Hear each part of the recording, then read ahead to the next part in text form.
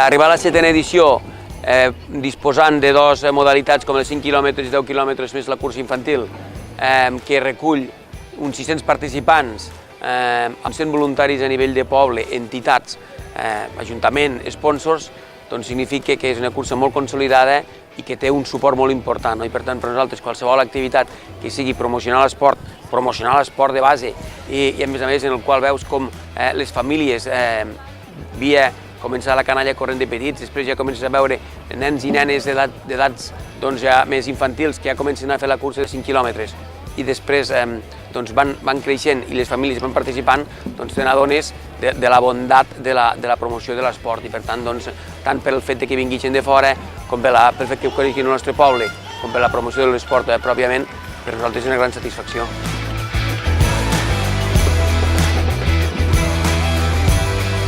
Molta gent ha col·laborat i estem orgullosos i contents de la gent que han tingut. I suport institucional també estem contents. Col·laborem amb Down Lleida,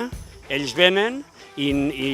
entretenen els crios, els pinten la cara, fan coses i també donen a conèixer la seva organització. I nosaltres molt contents que se'ls hagi donat aquests diners que han col·laborat la gent que ha vingut a córrer aquí. I després també hem tingut la col·laboració del grau de fisioteràpia de la UDL, que han vingut 4 nois estudiants a fer el servei de massatges.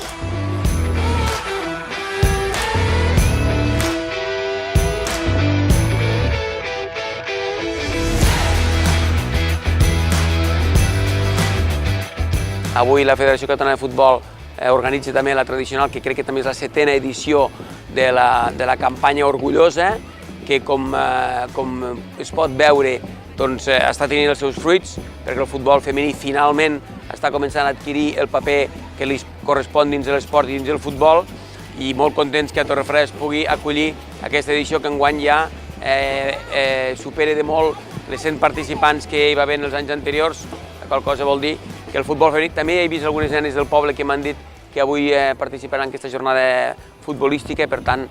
molt contents que el futbol també es feminitzi i es feminitzi al nostre poble. Per tant, contentíssims que en un dia festiu Torrefera tingui dos esdeveniments tan importants a nivell esportiu.